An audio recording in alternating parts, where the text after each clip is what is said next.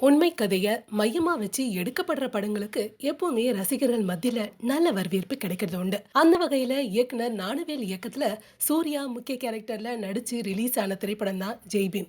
OTT தளத்துல last year தீபாவளியை முன்னிட்டு ரிலீஸ் ஆன இந்த படம் மொழி இனம் கடந்து சர்வதேச அளவுல மக்கள் மத்தியில பெரும் வரவேற்பையும் பாராட்டியும் பெற்றது. இந்த படம் உண்மை கதையை மையமா வச்சு எடுக்கப்பட்டது. இந்த படம் வெளியான பிறகு பல்வேறு தடைகளை கடந்து சாதித்த ஜெய்பீம் படத்திற்கு சர்வதேச அளவுல அங்கீகாரம் கிடைச்சிட்டு வருது. குறிப்பா அண்மையில ஆஸ்கர் கமிட்டியோட அதிகாரப்பூர்வ யூடியூப் பக்கத்துல ஜெய்பீம் படத்தோட காட்சி இடம்பெற்றது.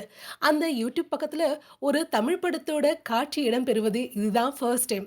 மேலும் 94வது ஆஸ்கர் விருதுக்காக போட்டியிடுற படங்களோட பட்டியல்ல ஜெய்பீம் படமும் இடம்பெற்றிருக்கு. இதனிடையே $5000 பணம் கொடுத்துதான் ஜெய்பீம் படத்தோட காட்சியை ஆஸ்கர் யூடியூப் சேனல்ல இடம்பெற செஞ்சதா சோசியல் மீடியால நியூஸ் பரவிட்டு வருது.